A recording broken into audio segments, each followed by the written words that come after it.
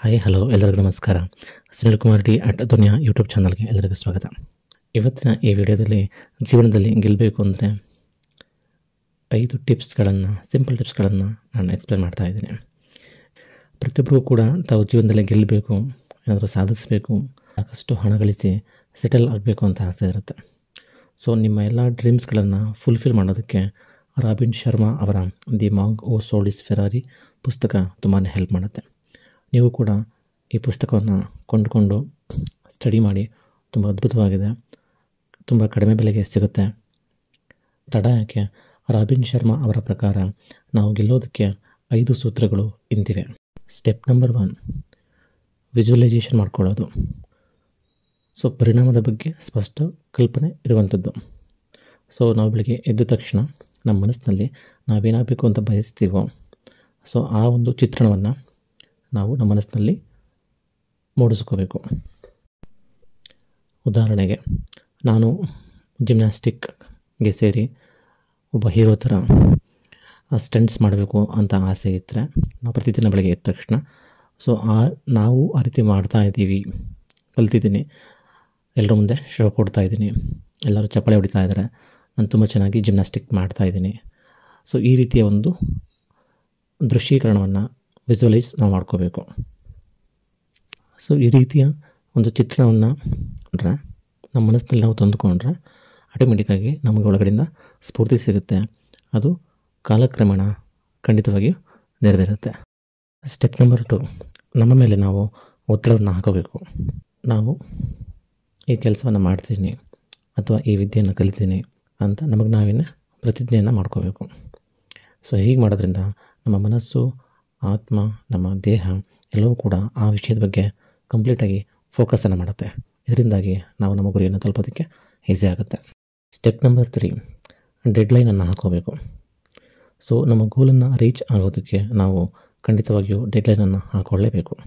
So ಈ ರೀತಿ ನಾವು ಡೆಡ್ಲೈನ್ ಹಾಕ್ಕೊಂಡ್ರೆ, ಅಂದರೆ ಈ ಕೆಲಸವನ್ನು ನಾನು 1 ವಾರದಲ್ಲಿ ಮುಗಿಸ್ತೀನಿ ಅಥವಾ ಈ ಒಂದು ವಿದ್ಯೆಯನ್ನು ನಾನು 1 ತಿಂಗಳ ಒಳಗಡೆ ಕಲಿತೀನಿ ಅಂತ ನಾವು ಡೆಡ್ಲೈನ್ ಹಾಕ್ಕೊಳ್ಳೋದ್ರಿಂದ ಟೈಮನ್ನು ವೇಸ್ಟ್ ಮಾಡದೆ ನಮ್ಮ ಇಡೀ ಮಾನಸಿಕ, ದೈಹಿಕ ಮತ್ತು ಇಚ್ಛಾಶಕ್ತಿಯನ್ನು ಬಳಸಿ ಆ ಗುರಿಯನ್ನು ತಲುಪೋದು ಬಹಳ ಸುಲಭ ಆಗುತ್ತೆ. Step number 4, 21 days challenge. ಪ್ರಪಂಚದ ಎಲ್ಲ ಜ್ಞಾನಿಗಳ ಪ್ರಕಾರ ಯಾವುದೇ ಒಂದು ಹೊಸ ಅಭ್ಯಾಸವನ್ನು ನಾವು ರೂಢಿ ಮಾಡ್ಕೋಬೇಕು ಅಂದರೆ, ಅದು ಗಟ್ಟಿಯಾಗಿ ನಿಲ್ಲಬೇಕು ಅಂದರೆ 21 ದಿನ ಆದರೂ ನಾವು ಕಂಟಿನ್ಯೂಸ್ ಆಗಿ ಪ್ರಾಕ್ಟೀಸನ್ನು ಮಾಡಬೇಕು.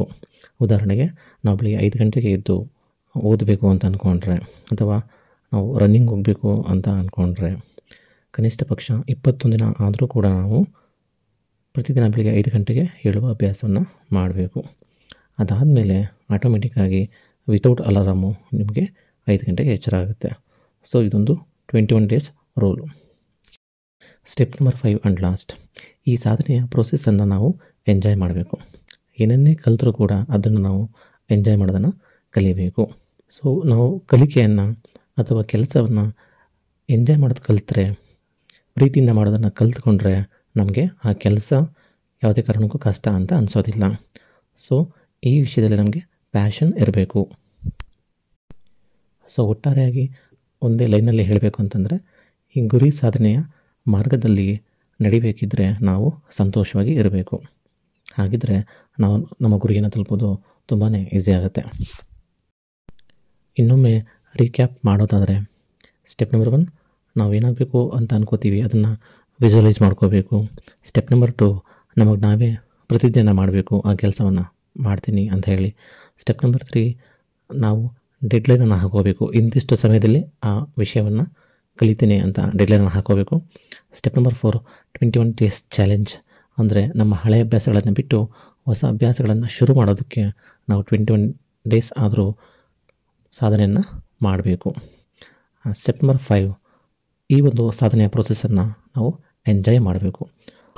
ಸೊ ಇದಿಷ್ಟು ರಾಬಿನ್ ಶರ್ಮಾ ಅವರ the monk who sold his Ferrari ಪುಸ್ತಕದ ಪ್ರಕಾರ ನಾವು ಜೀವನದಲ್ಲಿ ಸಾಧನೆಯನ್ನು ಮಾಡೋದಕ್ಕೆ ಫಾಲೋ ಮಾಡಬೇಕಾಗಿರುವಂತಹ 5 ಟಿಪ್ಸ್ಗಳು. ಐ ಹೋಪ್ ಈ ವಿಡಿಯೋ ನಿಮಗೆ ತುಂಬ ಇಷ್ಟ ಆಗಿದೆ ಅಂತ ಅಂದ್ಕೋತೀನಿ. ಇಷ್ಟ ಆದರೆ ಲೈಕ್ ಮಾಡಿ, ಶೇರ್ ಮಾಡಿ ಮತ್ತು ನಿಮ್ಮ ಅಭಿಪ್ರಾಯವನ್ನು ಕಮೆಂಟ್ ಮಾಡಿ. Thank you.